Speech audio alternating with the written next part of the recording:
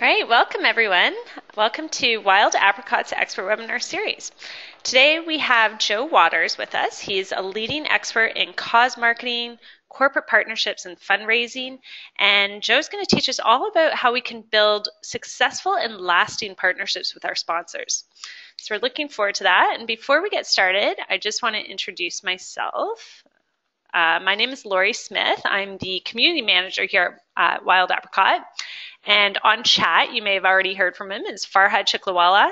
He's going to be answering your questions or helping you with any technical difficulties. And listening in and writing a blog post about what we're learning today is our writer, Lori Halley. And we're just going to go over a few quick technical details before we get started. So as participants, you can hear us, but we can't hear you. However, in your control panel, and if you aren't seeing that, try hitting that red arrow button.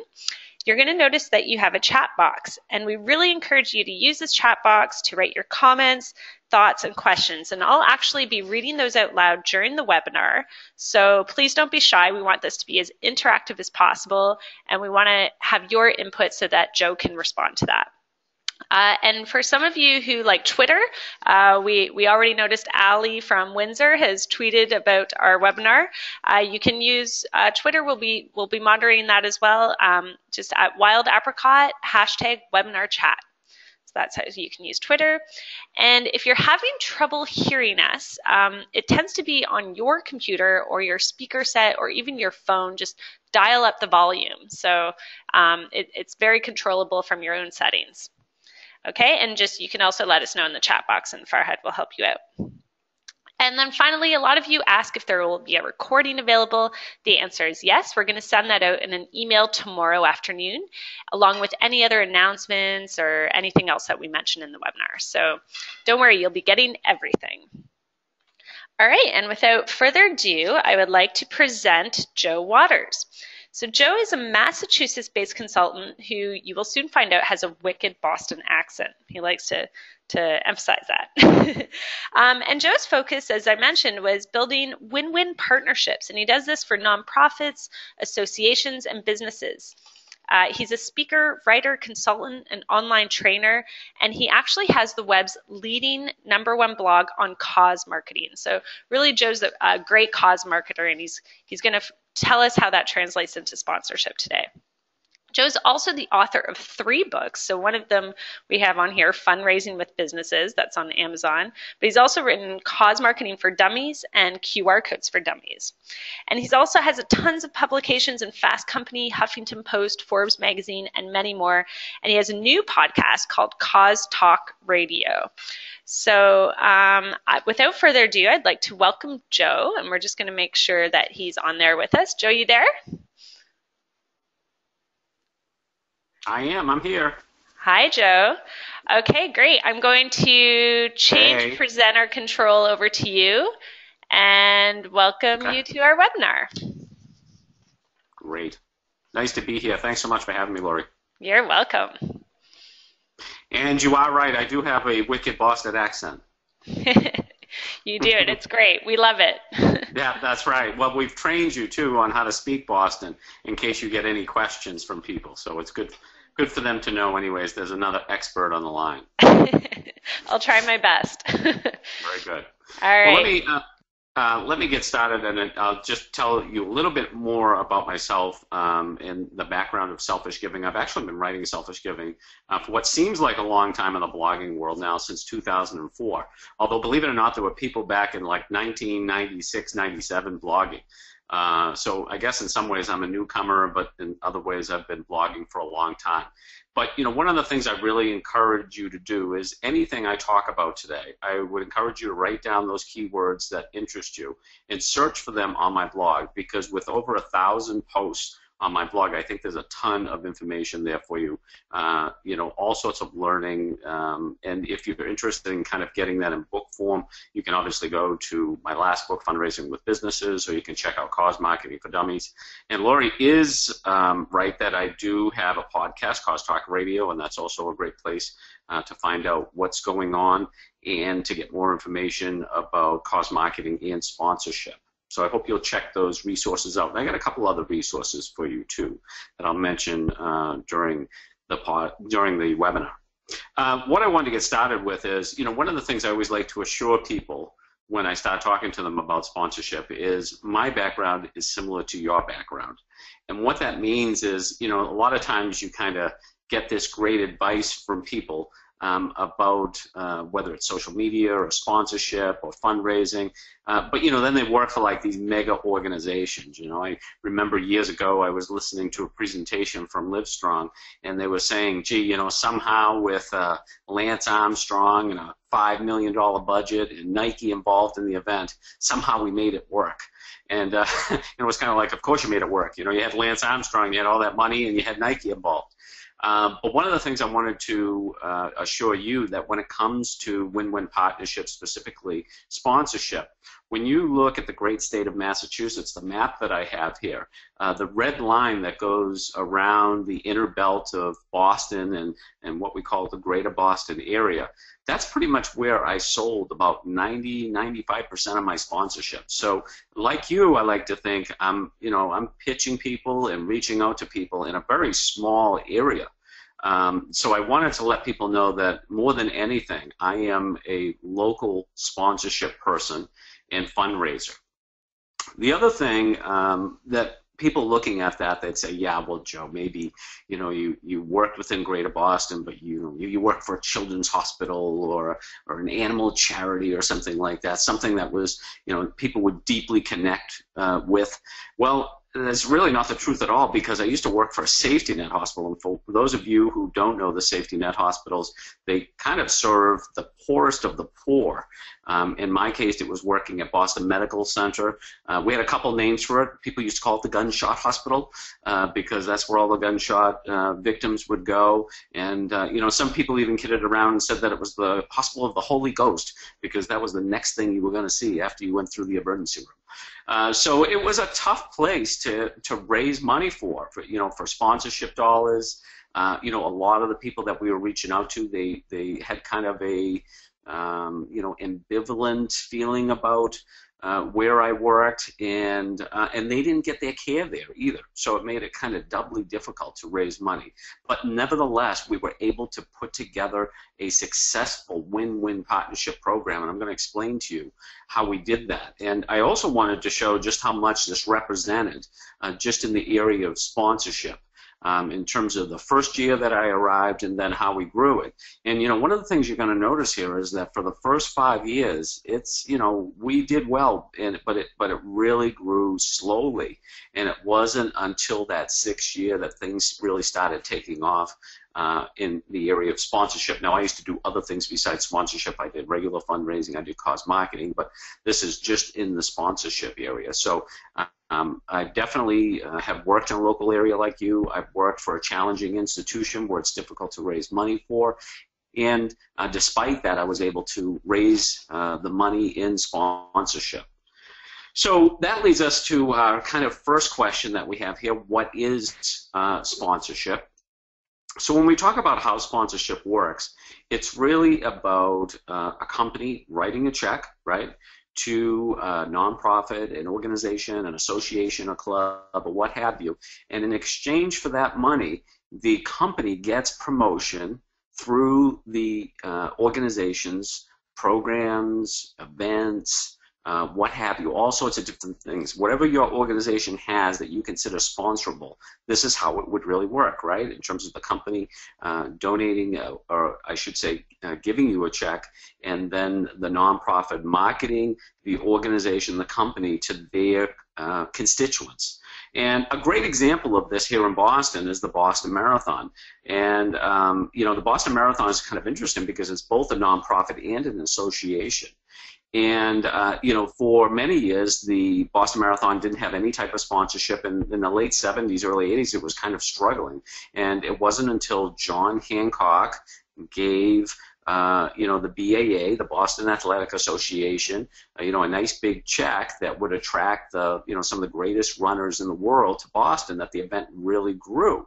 And so in exchange for that, what did John Hancock get? Well, it's got the naming of the event, right? Because we know it as the Boston Marathon presented by John Hancock. But, they get all this other visibility around town, and they still do to this very day, although there are other sponsors involved in the event. So it's very much about the company writing the check and then the organization promoting that company at their events, programs, or whatever else they're sponsoring. Now, I'm going to show you a twist on that toward the end of my presentation, which shows you how this relationship could be a little bit different. So how do you find sponsors? And, I get this question all the time from organizations. And, Joe, how do I recruit more partners? How do I find more partners? And, what I really find, and I'm going to show you how this works specifically for me in my organization, is that it really starts in some way with the people you know. And, I know some people may be out there thinking, Joe, I don't know if I really do know anyone. But I have not been able to look at an organization yet that I have not been able to find a company to start with in terms of sponsorship.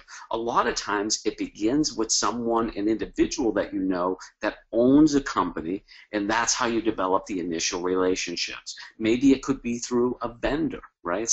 Another person that you have a relationship with. So I always like to say that sponsors are not so much discovered as they are detected. Right? They're already there. You already have some opportunities. It could be a matter of location to your organization. It could be a business relationship. It could be a donor relationship. There's all these different angles on finding sponsors. The other type of circle that we're looking at here is, you have those people that already support you, but are there people out there that maybe just know of you and then have the opportunity to support you, but they haven't given you any money yet? And I know I mentioned vendors within the first circle, but there's a lot of vendors you may have that you just get business relationship from, but you don't raise any money from them. So there's an opportunity to reach out to them for sponsorship opportunities. And then the last area is this area I call your suspects, right? And, the challenging thing with the suspects part of the target is that it's the biggest part of the circle, right? There's the most opportunity here. But the challenge is, folks, it's really the hardest circle to work, right? And you may be doing this now. You may be reaching out to companies, making cold calls, calling people, sending information, dropping emails, all these different things. But because they don't know you and you don't know them, it's a real challenge for them to get on your radar screen, right, and to make any difference. So that's why it's so important that you focus on those inner circles, focusing on your supporters and your connections in terms of your contacts, in terms of making a sale, in terms of sponsorship. Okay, in this slide, I wanted to show you just how this worked for me. All right, when I started at the last organization I worked at, which was a safety net hospital, as I mentioned, I had one really major relationship, and that was with a donor, a gentleman by the name of Sal Parasano, who ran a company called iParty. Now I know, Joe's got to go to the bathroom. No, there is an R somewhere in there, folks. And iParty is actually no longer iParty anymore because they were bought by a much bigger entity that you've probably heard of called Party City. But we started our partnership with iParty, and what I asked them to do was to do a sponsorship with us for one of our major events that we were doing. And what we found is in building a relationship with them and being able to show our success in terms of building a relationship and giving back benefits to another organization, we were able to reach out to other organizations like the largest convenience store chain here in Massachusetts. And by the way, it was one of my board members who lived next door to the owner that eventually got us into that organization. Staples was actually a vendor at the hospital that I worked at. It didn't earn us the business, but it certainly got us in the door so that we could talk to them. And Papagino's that you see there on the bottom, that was actually a good friend of Sal Parasano. And so we were able to get in and build a relationship with them. And what you'll find, folks, is once you are able to establish that relationship and have some successes to share with people with sponsorship, you'll be able to work your way out into that outer circle, because all those businesses that you see on that outer circle of the target here were all ones that we cold called after we established relationships with iParty, with Staples, and developed sponsorship opportunities for them. So it's very important that you start right at that center there in terms of starting with people you know. And in general, you will have someone that you can begin with. But here's the thing. Many of you are sitting out there and saying, you know, Joe, despite all the things you're saying about having someone that I might be able to begin a relationship with, I don't. So I have to start cold. Well, I have a lot of suggestions about that today, because what I'm going to argue is that in order to be really successful with sponsorship, you need to become a magnet for sponsorship opportunities. And I don't care what size organization you are. Okay, this isn't about being a national organization. You can be a magnet for opportunities in your neighborhood. All right, but it's all about you creating something magnetic that you can be known for, and that you can connect and grow your sponsorship relationships. Because when you have, and this is a picture here I found on the web, and what I say about this is the people that have, the organizations that have great brands, this is what their fundraising staff is doing, okay? Because the phone is ringing, they're getting emails from people, can I work with you, can I do something with you? And they have all this extra time that they can sleep under their desk like George Costanza of old. And this is what I want you doing, right? Is that you're just getting so many calls and stuff like that, you need to take a break during the day and not doing so much outreach to companies. But the key is that you have to be the magnet to bring those companies in. And in order to do that, you need to know the questions that sponsors want answered.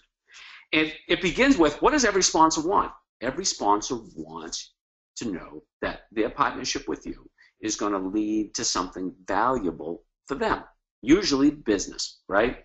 You know, let's say it too. You know, a lot of times we beat around the bush about this, but it's all about sales of products, sales of service. They want to know that when they sponsor you or anyone else, that they're going to get something from that in terms of the business relationship. So what it really begins with your organization, and what I want you to do is I want all of you to do an asset analysis of your organization to decide what you have that would be valuable to a company, that would be profitable to them. Now let's run through the list here, and this is certainly not complete. This is just the beginning of a list that you could create of the opportunities, and the things that people come up with I think are amazing in terms of some of the assets that they have. But maybe you have a very successful fundraiser that you could tap for a sponsorship. It could be a walk, a run, a gala, whatever type of signature event that you have that's popular, that raises a lot of money, that has a lot of people, that has a specific demographic. That's something that's valuable to a company. The other thing is perhaps you already have a large donor or membership base, right, that you could tap into, and that's something that you could market to organizations. You know, a lot of the big associations out there, one of the advantages they have is that they have a large group of people that they can market other companies to, which is valuable.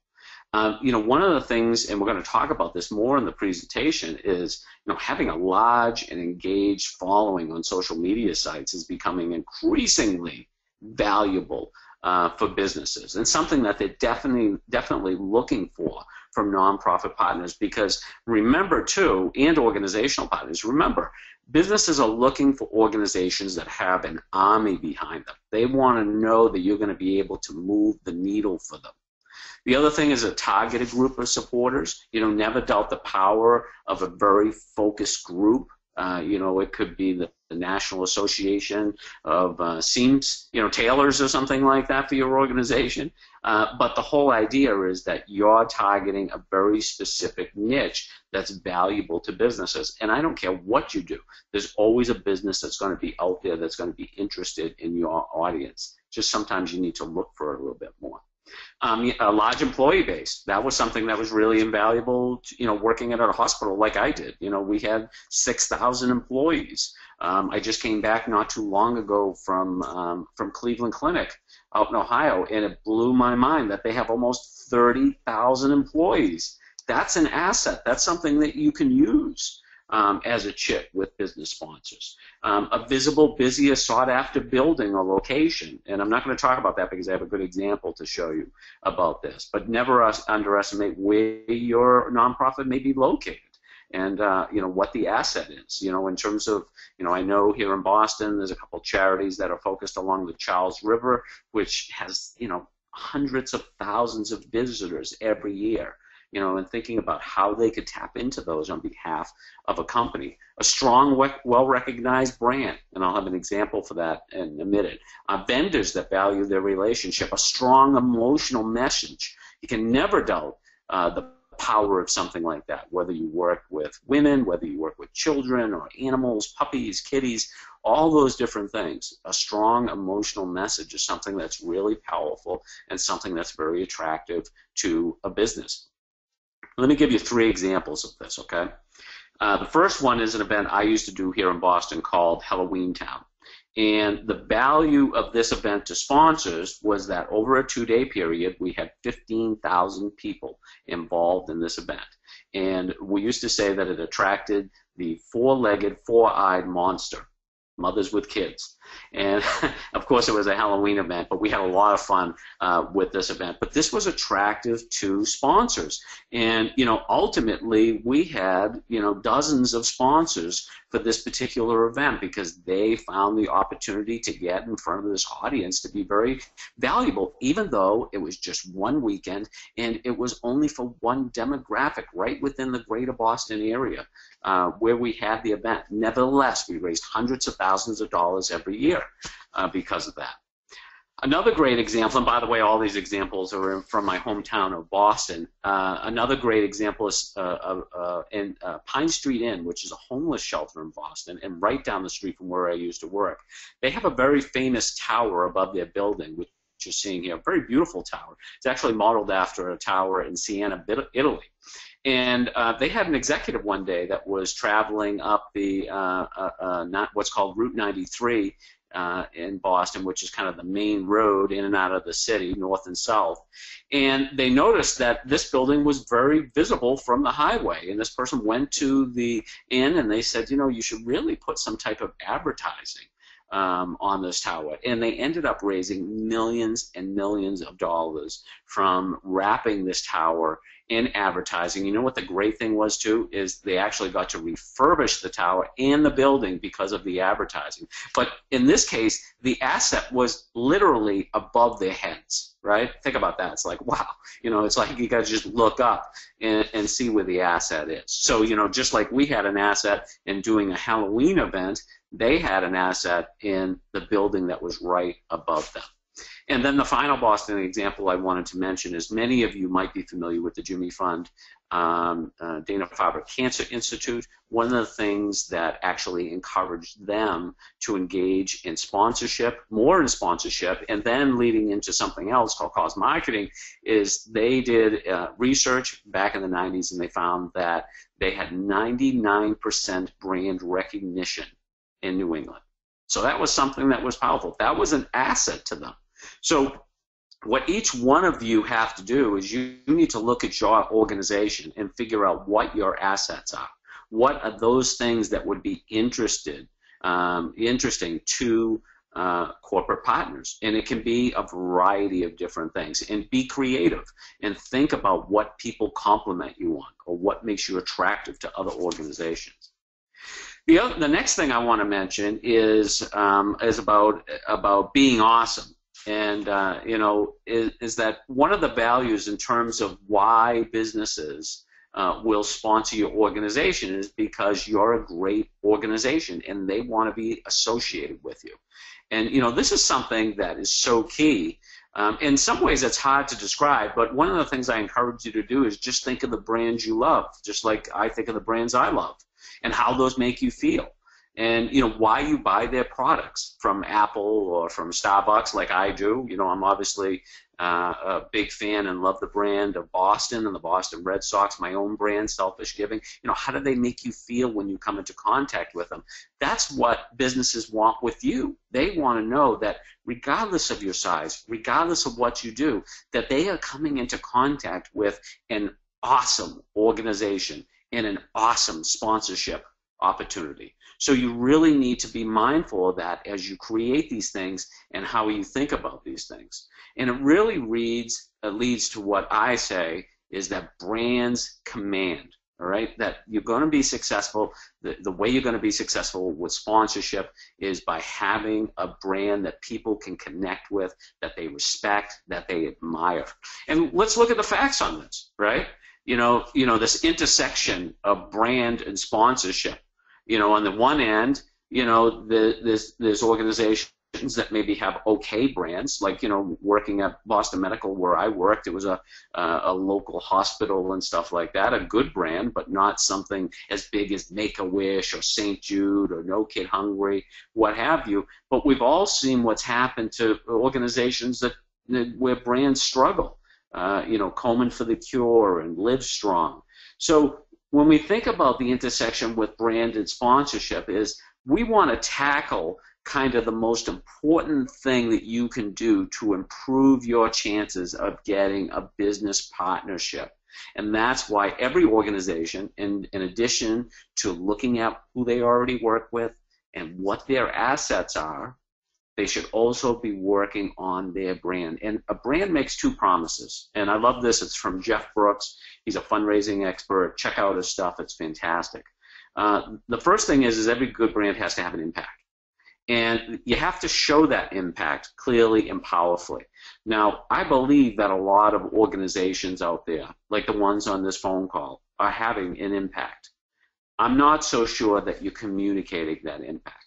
And that is one of the reasons it's so difficult for you to get sponsorships and to keep sponsorships, because there's that awesomeness factor that you need to develop in your organization.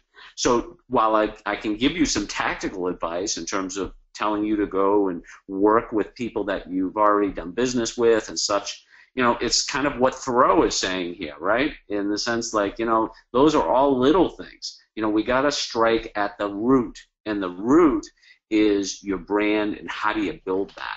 So I like to think that the charting the course here is really from the impact the organization is having to broadcasting that message and using something I call content marketing in terms of leading you to success in sponsorship. Lori, do you have a question for me? Yeah, actually, perfect timing. I'm getting a lot of questions coming in here, ranging from a bunch of different things. But on this particular topic, I think Susan brought up a good question.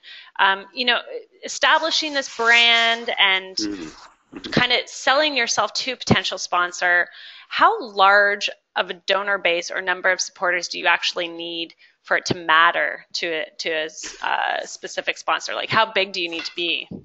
Oh, I think it really depends on the type of audience that you're representing, and then the type of business. I mean, I've actually seen relatively small organizations be successful with sponsorship because they represent such a niche audience, but a good one for the potential partner. So, I mean, that's why it's so important for every organization not to kind of discount, Lori, what they're doing or how big they are, but to really say, what is our influence, what is our impact, and connecting that with a potential business partner. So I don't think there is a minimum size on something like this. Okay, that's a good answer, and I totally agree. I've done a very small event that some partners were totally on board just because of who it was reaching out to.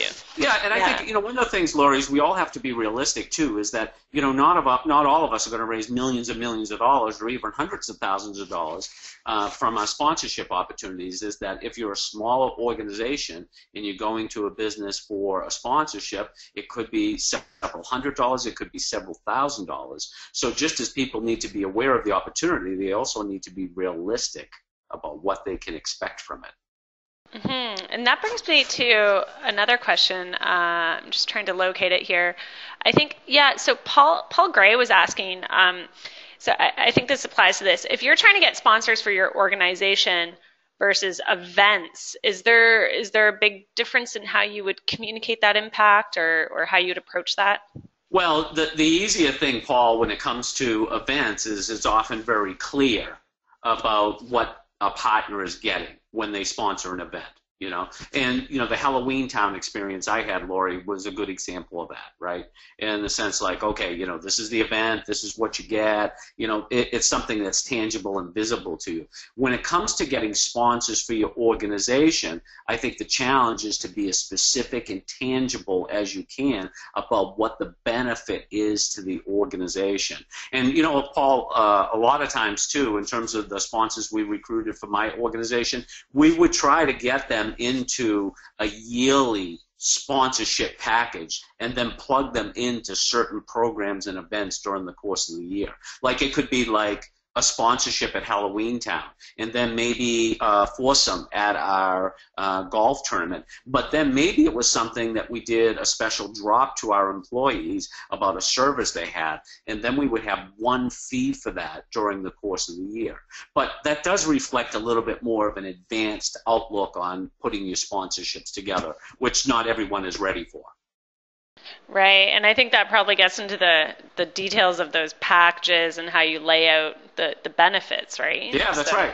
But you definitely, I mean, as much as you can, folks, you want to go to companies and kind of lay out your whole year of events. And, you know, one of the things you're not going to find in this presentation, Lori, as you know, is you're not going to find like how do you put together these packages where it's like sponsorship for this much or that much and stuff like that. Is I don't really encourage that. Is what I think you should do is go to a company and in broad strokes paint the opportunity with your organization and then find very specific ways for them to work with you and connect with you that can be actually recorded on a piece of paper as opposed to a big sponsorship packet. Yeah, I think that's really good advice. And I think that sort of addresses what T. Thompson has brought up a lot of great questions. So she was just asking, you know, what is the actual difference between fundraising and then fund development, if there is one? Yeah, that's a, you know, I mean, that's a good, you know, a good discussion to have. I mean, you know, I often see it in terms of the sponsorship and the cause marketing world is, you know, the difference between transactional giving and transformational giving. And so, you know, a lot of the things, you know, you get a one-off sponsorship from someone, that's great, you know, but that's transactional giving. And what you're really looking for in terms of fund development is to establish a relationship with them. Because, you know, Lori, and I'm glad this question came up too, because it's important to emphasize with sponsorship. At the end of the day, the opportunity is not in the sponsorship. It's in your connection with the CEO of that organization and his or her employees and their customers. That's really where the opportunity is. So when you work with an organization in the right way, not only do you get a sponsorship, but you may also establish a relationship with the head people at that organization, and which may extend to employees and customers. So that can be even more valuable. Because remember, folks, at the end of the day, with most nonprofits, only 5 to 15% of your money will come from companies. So it's a fairly small pot. But the real value is how you get to the individuals. That's where the opportunity is. And that's golden advice. So I'm going to let you. Money. That's the money advice right there, Lori. That's the money. I'm going to let you keep going because I know you've got lots more. But everyone, keep feeding in your questions. If we're not responding right away, it's because we're holding them off for the end. So okay. Keep all right. So what we were talking about is we were talking about having an impact. We were talking about sharing that impact with people. And the best way to do this, folks, is through something that I'm sure you've heard of before, called content marketing. And this attractive-looking gentleman here is Seth Godin. I don't know if you've heard of him or not. He's a famous marketer. And, you know, he says content marketing is the only marketing that we have left. Because people are so sick of being sold to, and the mass media, as we traditionally knew it, is really breaking down. And, you know, I love to tell this story about here in Boston that in 1993, to our grief, the New York Times bought the Boston Globe for $1.1 billion. Well, 25 years later, or whatever it was, 24, 25 years later, the Boston Globe sold for $70 million. So during that time, it lost 90% of its value. And the truth is all that value went back to us, went to every business, every nonprofit, every individual, because of technology and social media, we all have the ability now to operate as a publishing entity. That's what's different these days. So when I think of content marketing, I call it telling without selling, or some people have called it storytelling without selling. But the whole idea is you're trying to be useful to your audience. You're trying to engage your audience in what they're interested in, not basically, not that you want to sell them something. And one of the things I wanted to put together, in addition to showing you the different types of content marketing that we're talking about. And remember, we're talking about content marketing because this is the best way to build your brand, and having a strong brand is the best way to leverage businesses and raise money from sponsorships. Is that these are all the different things you can get into, right? In terms of web pages, social media, blogs, and stuff like that. One of the things that I said was, for this presentation today, I'm going to identify two pieces of content that I just see, over the past couple days, and I'm going to include them in this presentation and give you an example of what content marketing is. One from the for-profit world, one from the non-profit world. This is a great example from the for-profit world of content marketing. Uber, which hasn't had the best reputation, both with customers and with drivers, has launched a new magazine called Momentum. It's specifically geared toward Uber drivers, and it's all about giving them the information they need to be successful. This isn't about Uber saying, we're great. This is about them saying, you're great, here's how to be better at what you do with an Uber driver. So it doesn't always need to be social media. It can be offline. This is an example of a newsletter. One of the examples I really liked was from the World Wildlife Federation. They did this, they're doing these emojis. And emojis are kind of like these really popular, if you have a 15-year-old like I do, they're very popular right now. And there are all these different icons. So what they did was they actually created these content emojis that people could use, and you can actually tie in a credit card with them so that you can donate money every time you use them. And just look on the bottom here in terms of, like, I caught it just as it went live on May 12th. And it's already been retweeted 22,000 times and favorited almost 6,800 times. But it's just a great example of an organization that is kind of thinking about, like, how can we have fun with what we do and also educate people and raise money from it. So this is something that was critical. And it's also a great way to show which animals are endangered, right? From turtles to tigers and elephants and all those things. So I think it's great. Hey, Joe, your sound cut out there. Oh, it did? Yeah. That's weird. Yeah. Okay. You're back. So You're back, though. I'm back. Okay, good. Yeah, sorry about that. So I don't see anything wrong with the system. Everything seems to be working. But so we were talking about, gave you a couple of good examples of what content marketing is, so you can check that out. But one of the things that I'm very aware of when it comes to talking about content marketing is that this this isn't easy for everyone, right? That you have to. I'm not asking you to to get on 10 different platforms of content marketing. So what I'm encouraging people to do is to pick their own. I want you to pick one shiny object. I want you to pick that thing that you think would be a great tool for you to tell your story and to get on the radar screen of companies. And I have a couple great examples for you. One of them is from a company, I should say an organization in California called VisiblePeople.tv. And it's led by a great guy, Mark Horvath. Mark is a one-person operation, okay? One-person operation, and he only uses video. And what he does is he does video stories on homeless people so that he can share their stories. Now, what's amazing about this is that because of Mark's work and because of his use of video, he's got national sponsorships from people like Virgin Atlantic, GMC Trucks, Hanes Socks. So if you think you can't succeed and create a brand as even a one-person organization, you really can. I'm not going to tell you it's easy, but it can be done, and we all need to have our shiny object. Another shiny object that I really like is George Washington's Mount Vernon. I'm a history buff myself, but I see the potential for boredom around some of these history sites, historical sites like Mount Vernon. And Mount Vernon nonetheless has a fantastic blog, people, that you should check out. And they did this whole thing in October about people that had seen George Washington's ghost. They talked about someone who had tried to revive Washington with goat's blood. after he passed away, and what was it, 1798. But just a great example of a blog that is writing it for people that are interested. And most recently on the blog, they did something. They had one of their archaeologists talk about George Washington's dentures, and it was just like a fascinating conversation. So if you're interested in history, you should really check out Mount Vernon. In addition to having one vehicle that you're going to use, I really want you to create only awesome content for that one vehicle. So I don't want you worrying so much about the frequency of what you post. I want you to focus on producing good quality stuff every time you produce something. And there's a good reason for this, okay?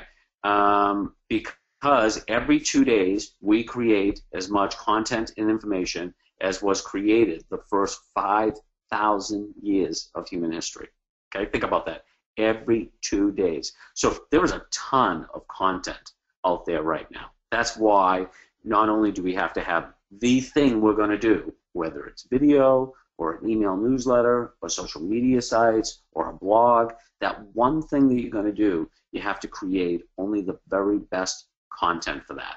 A great example that I love is National Wildlife Federation did a blog post on Valentine's Day talking about insects and animals that don't celebrate Valentine's Day because of their aggressive behavior with their mates. Of course, the black widow spider is known to eat its male companion. But it was just a fun article, and it was interesting, and it was timely because it was right around Valentine's Day. But they had a lot of fun with it, which I really appreciated. Another great organization to check out is one in Austin. It's called Austin Pets Alive. They do an incredible job recruiting content volunteers for their organization, but they are one of the most successful no-kill shelters in the country, and they do a great job telling their story and sharing content on their blog. And definitely take a look if you are an animal organization. They do recruitment for volunteers all the time, but they're very mindful that not everyone is going to be, taking the dogs for a walk or changing their cages. Some people are better suited to creating content for the organization, so that can be really powerful. And of course, I'd be remiss if I didn't mention that Charity Water is also a great place for you to go to check out their content. They do an excellent job with their blog. They create a lot of interactive content that's valuable. And I don't want you to be intimidated or overwhelmed by looking at their content, but I hope it does inspire you, because there is a lot of potential. I know Charity Water has inspired me. This past year, even though I was really focused on podcasting and blogging, I actually did my first infographic. I did 2 of them, as a matter of fact, the Cause Marketing Matrix, and I did one on the history of cause marketing. And in addition to being a lot of fun, it was just, they've been really popular things on my blog. And just so you know, if you're interested in adding more visual content to your site, you should definitely be using a tool called Canva, C-A-N-V-A, just a great tool that is like Photoshop without all the challenges in terms of creating content. So we kind of had a long section there talking about you want to be awesome, right? In terms of that's the type of organization that companies want to connect with. And think about it. Look at the organizations that are succeeding with sponsorship. What are they doing? They're not only are they offering good opportunities, but they're also just great organizations and that people want to be connected with. And you have to ask yourself, are you that type of organization? The third thing that's really important here is promotion. A lot of corporate partners are going to want to know that you know how to promote them to your audience, to the general public in general. And the truth is that whatever you're doing in terms of creating content or talking about your sponsors, we all need to spend more time promoting that content. And generally, this means over social media sites. Okay, that's why it's so important that regardless of what you do as an organization or what your size is that you are engaged on social media sites. It's the most important thing after your impact. Fundraising actually comes in a distant third. And what I know just from the past 10 years of blogging and all the things that I've done is that in the beginning I could just create a bunch of stuff. and I'd get 400 retweets and a bunch of comments. These days, it's much, much more difficult.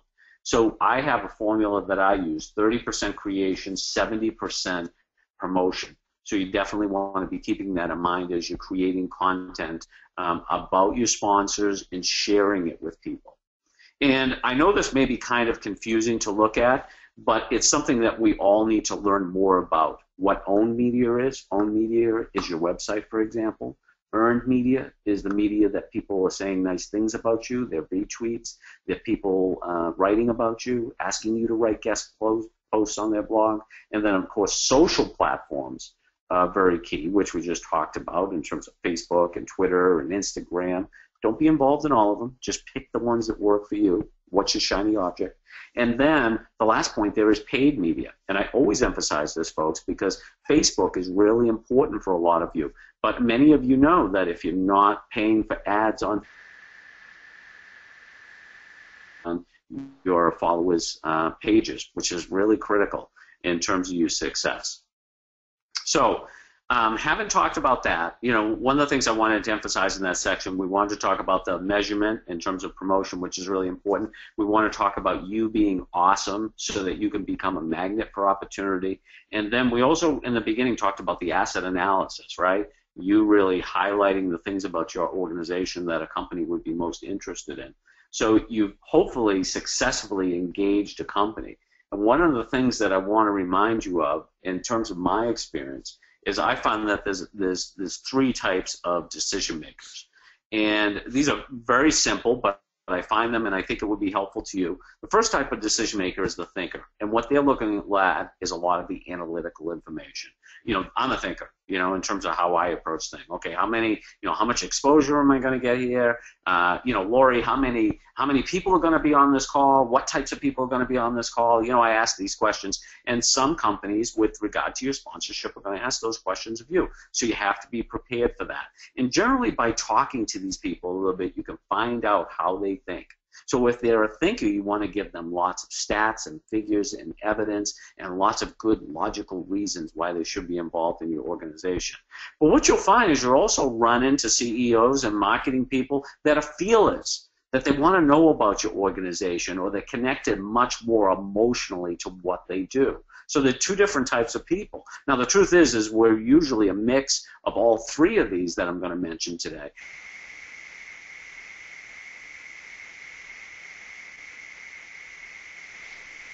Your organization to see what you're all about. Joe, you cut out there for a second, so maybe just repeat that last sentence. Yeah, let me see here. Well, what I was talking about was the feelers, and talking about how they have to, people want to be connected with you, and they want to know about your mission, they want to visit your organization, etc. So you have to be prepared for them. So you have thinkers, you have feelers, and then the last type of decision maker that you may run into is the deferrer. And the deferrer is a really interesting type of decision maker because they defer to other people to make the decision. So what they'll often say is, oh, so-and-so is doing a sponsorship with you, I'll do a sponsorship with you. So they're very much connected with the credibility of other people that maybe referred you to their business, or the type of people that you're working with. So what I found that really worked with deferrers is a lot of times I would get a sponsorship from someone else, a thinker or a feeler, and then line up my deferrers to go to, because I knew that by being connected with these other organizations, that would be impressive to them. So a very different type of thinker. Again, some people are a connection of all these things. They're thinkers, deferrers, and feelers, but one is usually dominant. So the last section here that I want to leave you with is kind of this better alternative than sponsorship. One of the things that we've been talking about is sponsorship is about getting a check from a company, and then you market that company through your events, programs, or organization. The thing that I'm really interested in, though, and something I've stressed through this presentation, is that the money is in the customer and the employees and businesses. Sponsorship is a great opportunity, but it's a limited pot of money. And what I really recommend to people is that they figure a way that they can work with clients and employees. A great example of this is Lowe's and MDA.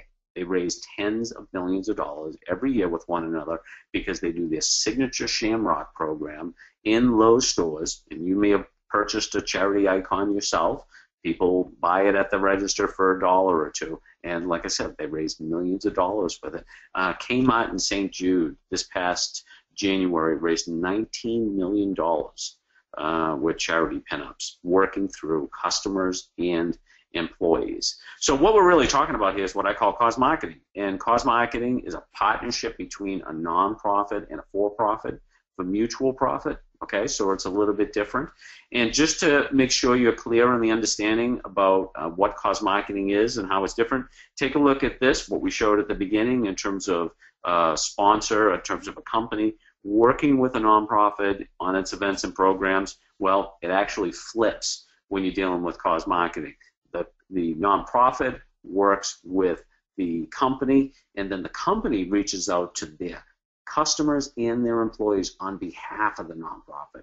And that's where the money is in this particular program. You're dealing with a much bigger pot of money.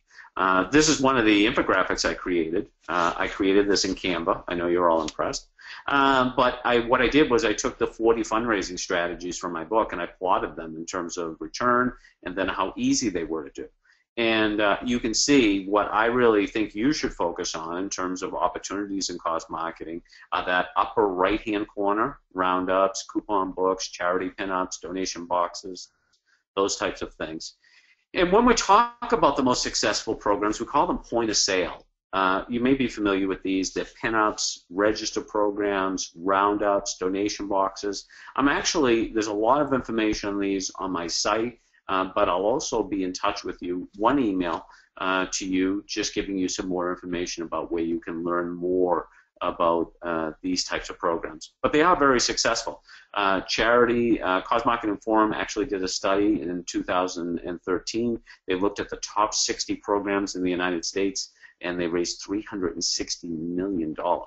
So there's a tremendous amount of money in cause marketing, certainly a lot more money than in sponsorship. And one of the things that I've been working on with my clients lately is combining crowdfunding and social fundraising in the form of T-shirts to raise more money with cause marketing campaigns. I work with a company here in Boston called Booster, and they've worked with Denny's and other organizations in combining cause marketing with social fundraising. And in that email I sent you, I'll give you some more details about that if you're interested.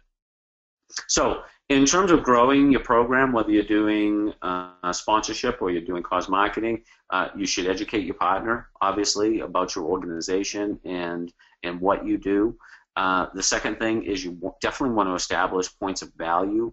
Whether you're doing cause marketing or sponsorship, it's win-win for both partners, and you really need to be as mindful of your partner's success as your own success. A big thing here is work in their circle. Once you get a great partner, it's a great opportunity to find another business partner with them. Business people know each other, and they can introduce you to other businesses. And we've seen this again and again, even in my own work, is that our best source of referrals are our current partners. It usually is right in the middle of that bullseye that we continue to work again and again. And finally, in terms of growing your program, it's about philanthropy. Right? It's about philanthropy, but companies, especially today, are much more mindful of the value of integrating a cause into their marketing or an organization in terms of its ability to to generate sales. It's a legitimate part of the marketing mix now. 10 years ago, I had to go in and explain the things I do to people. Now companies get it. They understand why they need to work with associations and chambers and groups and nonprofits and such. So a couple different resources for you. One, Pinterest.com/Joe Waters. There's a lot. I have over 3,500 pins on business partnerships. They're sorted by category. So you'll definitely find a lot of examples there, especially of the cause marketing programs that I've mentioned today. but there are a lot of pins there on business programs in general, so I think you'll find that very useful. If you haven't been to Pinterest before, you should know that when you see an image on Pinterest, if you click on that image, it takes you to the place from which it was pinned, so there's an additional opportunity for learning there. And then finally, of course, you can reach me at selfishgiving.com. There's 6 or 7 different ways to stay connected with me there. I hope you'll sign up for my email newsletter, which goes out once a week and has a lot of great information about how you can raise money from businesses, whether it's through sponsorship or cause marketing. And with that, I'll turn it back over to Lori. Okay, we actually have so many questions here, so we might not get through all of them, but I'm going to try to tap into the ones that I think summarize a lot of what you guys are asking here. So we've had some questions about sponsor burnout, or in Jennifer's case, her sponsors might feel tapped out or no longer interested. So how do you deal with that? Well, I think, that, Lori, that's a classic example, though, too, in the sense like burnout is, I'm not getting enough out of this. Because if they were seeing the value in the partnership, they wouldn't be burnt out by it. That tells me that what they're really doing is they're not doing a sponsorship, they're doing charity, and that's different. And, that's what we see with a lot of sponsors is it's like they get to the point where they don't want to do it anymore because they realize they're doing it just to donate money, just to give money away and not for a business benefit. There has to be some type of business benefit for sponsorships to last. Think about like when you go to a football game or you go to a baseball game and you see all the sponsorships and stuff like that. Why do those people pay hundreds of thousands of dollars, millions of dollars to be sponsors? It's because they see the value in it, and that's what nonprofits and groups and associations need to do, is they need to be clear about what the value is to the business. Yeah, that's a great answer. Another one, so this gets into maybe content marketing and sharing your story. So Greta and someone else here was asking Susan, I believe, wanting to raise money for a specific program. How do you share impact, say, about the arts? The arts are very intrinsic. Yeah. It's hard to know. You have an impact, but it's hard to tell the story about it. Yeah, right. No, and I agree. It's funny too because I just came back. I do this presentation 3 times a year at Georgetown and in Washington D.C. and I just came back from there, and there were lots of organizations, arts organizations in this particular, and it is challenging, and they're all saying the same thing in terms of the business case and stuff like that. And what I think a lot of times what it looks like is, yes, you have to find that benefit that you offer those companies, you know what I mean, in terms of connecting them. But it's also like you have to find those people that are supportive and interested in the arts, you know what I mean, that may also be company leaders. And I'll give you an example of this, Lori. When I was at Boston Medical Center and being in a safety net hospital, a lot of times we knew our best corporate prospects were CEOs that grew up poor because they understood what we did, right? And they saw the value of it. And that was the connection and stuff like that. So, one of the things that we were brainstorming this week at Georgetown is how arts organizations could better identify corporate prospects that had a really sincere interest in the arts. One thing I will mention to you, there's an organization in New York. You can actually find it on my Pinterest boards. It's called the Arts of New York or something like that. But if you go to my Pinterest board and search on Blue Moon, it was actually a partnership between Blue Moon and this arts organization in New York. And then in the Dumbo area of New York, they did an art installation there. And what they did, Lori, was every time someone tweeted or retweeted, they had a moon that they had created that they hoisted into the air. You know what I mean? So it was like this live art installation. And, then they had a fundraiser at a bar right around the corner or something like that. So they had a lot of fun. And, so it was just an example of like, yeah, the arts can be cool. And companies want to be associated with something like this. Yeah, that's cool. And I'm going to ask one last question because this came up a lot, and then I want to do a wrap-up with everyone. But how do you know how much to ask for? Like, how do you determine the actual dollar amount with a sponsor?